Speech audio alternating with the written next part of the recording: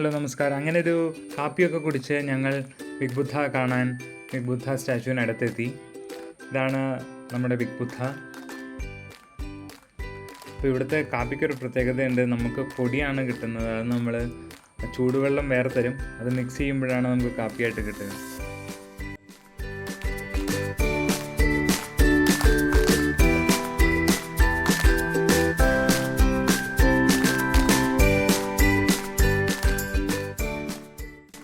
ഈ ബിഗ് ബുദ്ധ ഇരിക്കുന്നത് ഒരു മലമുകളിലാണെന്ന് ഞാൻ ഓൾറെഡി പറഞ്ഞു. ആ മലയുടെ പേരാണ് നാഗക്കേഡ് ഹിൽ. അത് ചാലോങ് എന്ന് പറയുന്ന സ്ഥലത്താണ് ഇരിക്കുന്നത്. ഇപ്പോൾ ഏകദേശം 2004 ഇതിന് കൺസ്ട്രക്ഷൻ തുടങ്ങിയത്. ഇതിനെ ശരിക്കും ഗ്രേറ്റ് ബുദ്ധ ഓഫ് തായ്ലാൻഡ് എന്നാണ് പറയുന്നത്. ഈ മുന്നിൽ കാണുന്നതാണ് ചാലോങ് ഡിസ്ട്രിക്റ്റ്. അതിന് അനുബന്ധമായ ദ്വീപുകളും നമുക്ക് കൂടെ കാണാൻ കഴിയും. സോ ഇവിടെയുള്ള ഈ ബുദ്ധ സ്റ്റാച്ചു ഏകദേശം 148 അടി ഉയരമുണ്ട്. ഏകദേശം 25 മീറ്ററോളം ഉയരമുള്ള ഒരു ബുദ്ധ സ്റ്റാച്ചു ആണിത്.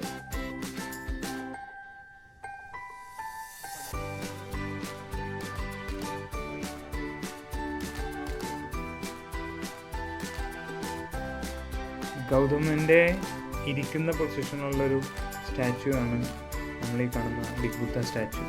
അതിനോട് അടുപ്പിച്ച് തന്നെ ചെറിയ അമ്പലങ്ങൾ പോലെയുള്ള സ്ഥലങ്ങളുണ്ട്. വേറൊരു വ്യൂ പോയിൻ്റ് ഉണ്ട്. ആ വ്യൂ പോയിന്റിൽ നിന്ന് നമുക്ക് കാണാൻ കഴിയുന്നത് ഫുക്കറ്റിൻ്റെ തന്നെ വേറൊരു മേഖല തന്നെയാണ്. മഴ കുറച്ച് കുറഞ്ഞിരുന്നു, എങ്കിലും മഴക്കോളുണ്ട്. മാത്രമല്ല നല്ല കാറ്റുമുണ്ട്.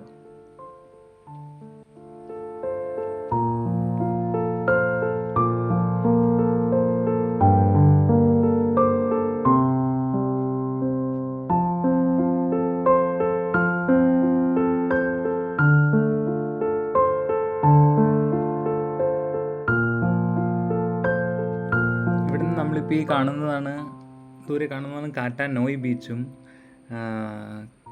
കാരോൺ വ്യൂ പോയിൻറ്റും. ഇന്ന് രാവിലെ നമ്മൾ നേരത്തെ പോയ കാരോൺ വ്യൂ പോയിൻറ്റും നമുക്ക് ഇവിടുന്ന് കാണാൻ സാധിക്കും. ഇത് ഏകദേശം തായ്ലൻഡിൻ്റെ തെക്ക് ഭാഗമാണ്.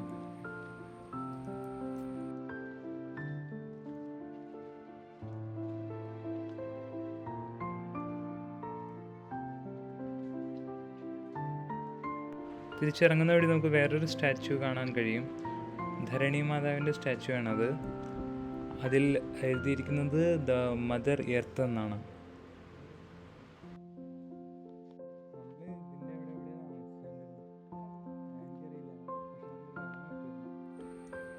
അതിനുശേഷം ഞങ്ങൾ താഴേക്ക് ഇറങ്ങി. അവിടെ കുറച്ച് ഷോപ്പിംഗ് സെൻറ്ററുകളും കുറച്ച് ഡൊണേഷൻ സെൻറ്ററുകളുണ്ട്. അതിലൂടെ വേണം നമ്മൾക്ക് പുറത്ത് ഇറങ്ങി പാർക്കിങ്ങിൻ്റെ അടുത്ത് എത്താൻ. ഇനി നമ്മുടെ അടുത്ത ലക്ഷ്യം എന്നുള്ളത് വേറൊരു ടെമ്പിൾ കാണാനാണ്. ഫുക്കറ്റിലെ തന്നെ പ്രസിദ്ധമായ മറ്റൊരു ടെമ്പിളാണ് നമ്മൾ കാണാൻ പോകുന്നത്. ഇപ്പോൾ നമ്മൾ തിരിച്ചിറങ്ങുന്ന വഴി ഒരുപാട് ആനസവാരി കേന്ദ്രങ്ങളും അതുപോലെ തന്നെ ഒരുപാട് ഫോട്ടോ എടുക്കാൻ, കുട്ടി ആനകളുടെ കൂടെ ഫോട്ടോ എടുക്കാനൊക്കെ ഉള്ള സൗകര്യമുള്ള പല പാർക്കുകളും നമുക്ക് കാണാൻ സാധിക്കും. ഇതുവഴി പോയപ്പോഴാണ് ഞാൻ മറ്റൊരു കാര്യം ശ്രദ്ധിച്ചത്. നമ്മുടെ നാട്ടിലുള്ള റബ്ബറും ഇവിടെ കൃഷി ചെയ്യുന്നുണ്ട്. അങ്ങനത്തെ ഒരു റബ്ബർ തോട്ടത്തിൻ്റെ ഉള്ളിലൂടെയാണ് നമ്മൾ പോകുന്നത്. പക്ഷേ നമ്മുടെ നാട്ടിലെ പോലെ വരിവരിയായി നിർത്തിയിരിക്കുന്ന റബ്ബറല്ല, അല്ലാതെ നട്ടിരിക്കുന്ന റബ്ബർ നമുക്ക് കാണാൻ സാധിക്കും. ഇതാണ് ഞാൻ ആദ്യം പറഞ്ഞ ആന അല്ലെങ്കിൽ എലിഫൻറ്റ് പാർക്കുകൾ. ഇവിടെ ഒരുപാട് ടൂറിസ്റ്റുകൾ കുറച്ച് സമയം ചിലവഴിക്കുന്നുണ്ട്. സഫാരിക്കാണെങ്കിലും ഫോട്ടോ എടുക്കാനാണെങ്കിലും കുട്ടി ആനകളുടെ കൂടെ ഫോട്ടോ എടുക്കാൻ കൂടി അനുവദിക്കും. മലയിൽ നിന്ന് താഴെ ഇറങ്ങിയപ്പോൾ വീണ്ടും മഴ ചെറുതായിട്ട് ശക്തിപ്പെടുന്നതായിട്ട് തോന്നുന്നു. എന്തായാലും ഇന്നത്തെ ഔട്ട്ഡോർ പ്രോഗ്രാം എല്ലാം കഴിഞ്ഞിരുന്നു. നമുക്കിനിയുള്ളത് അടുത്ത ടെമ്പിൾ കാണാൻ പോകാനും പിന്നെ ഫുക്കറ്റ് ഓൾഡ് ടൗൺ കാണാനുമാണ്. മഴ അധികമായാൽ നമുക്ക് ഓൾഡ് ടൗൺ ചിലപ്പോൾ കാണാൻ സാധിക്കില്ല. അങ്ങനെ നമ്മളിപ്പോൾ എത്തിയിരിക്കുന്നത് വാട്ട് ഷലോങ് ടെമ്പിളിലേക്കാണ്. അതിനെ വേറൊരു പേര് കൂടി ചേർത്ത് വിളിക്കുന്നുണ്ട്, വാട്ട് ചൈതരാം.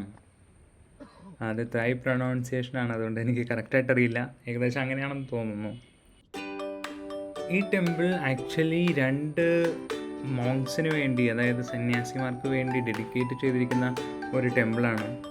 ആ 2 മോങ്സ്, ഒന്ന് ലുവാങ് ഫോ ചായം, രണ്ടാമത്തത് ലുവാങ് ഫോ ചുവാങ്.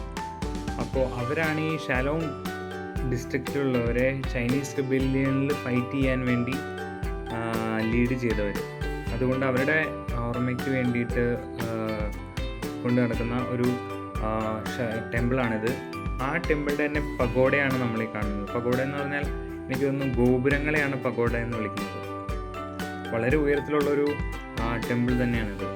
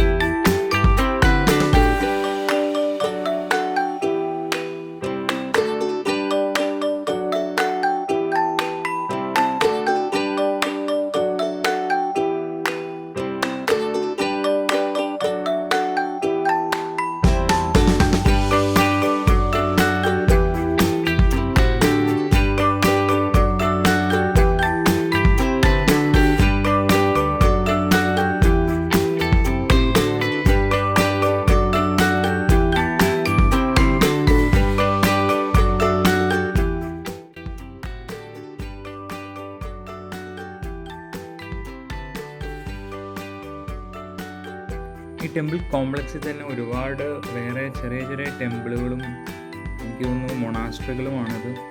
സന്യാസിമാർ താമസിക്കുന്ന സ്ഥലവും കൂടിയാണെന്ന് തോന്നുന്നു. ഈ കെട്ടിടത്തിനെ വിളിക്കുന്ന ഒരു പഗോഡ എന്നാണ് പറയുന്നത്. ആക്ച്വലി ഇതൊരു സ്തൂപം പോലെ നിലനിൽക്കുന്ന ഒന്നാണ്. അങ്ങനെ ഇതാണ് നമ്മുടെ ഇന്നത്തെ പ്രധാന കാഴ്ചകളിലൊന്ന്. ഇതിനുശേഷം നമ്മൾ ഓൾഡ് ഫുക്കറ്റ് ടൗണിലാണ് പോകാൻ ഉദ്ദേശിച്ചിരുന്നതെങ്കിലും മഴ കൂടുതലായതുകൊണ്ട് നമുക്കത് പോകാൻ സാധിക്കില്ല. അതുകൊണ്ട് തന്നെ ഇവിടെ തന്നെ വലിയൊരു മാളുണ്ട്.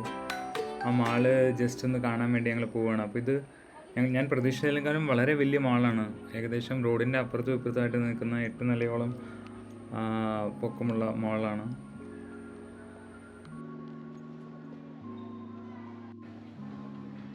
ഇത് ഫുക്കറ്റ് സെൻട്രൽ മാളാണ്. ആക്ച്വലി ഈ എല്ലാ ബാങ്കോക്കിലെയും തായ്ലൻഡിലെയും എല്ലാ മാളിൻ്റെ താഴത്തെ നിലയിൽ ഗ്രൗണ്ട് ഫ്ലോറിൽ ആക്ച്വലി ചെറിയ ചെറിയ കടകളാണുള്ളത്. പെട്ടിക്കടകൾ പോലെയുള്ള ചെറിയ ചെറിയ കടകളാണ് നിറയെ ഉള്ളത്. ഭക്ഷണ സാധനങ്ങൾ വിൽക്കുന്നതാണെങ്കിലും ചെറിയ കരകൗശല വസ്തുക്കൾ വിൽക്കുന്നതാണെങ്കിലും ചെറിയ ചെറിയ കടകളാണ് താഴെയുള്ളത്. മുകളിലേക്ക് പോകുന്തോറും ബ്രാൻഡഡ് വസ്ത്രങ്ങളും ഇലക്ട്രോണിക്സൊക്കെ വിൽക്കുന്ന കടകളുണ്ടെങ്കിലും താഴെ പൊതുവെ ഇങ്ങനത്തെ കടകളാണ് കൂടുതലുള്ളത്. അപ്പോൾ കുറച്ച് നേരം അതിലൂടെ കറങ്ങി തിരിഞ്ഞ് നടന്ന് ഞങ്ങൾ ഭക്ഷണം കഴിച്ച് തിരിച്ച് റൂമിലേക്ക് പോയി. അപ്പോൾ ഇതോടെ നമ്മുടെ ഫുക്കറ്റ് യാത്ര അവസാനിക്കുകയാണ്. ഇനി നമ്മൾ നാളെ പോകുന്നത് ബാങ്കോക്കിലേക്കാണ്. അപ്പോൾ ഇവിടെ നിന്ന് ഫ്ലൈറ്റ് എടുത്തിട്ട് വേണം നമുക്ക് ബാങ്കോക്കിലേക്ക് പോകാൻ.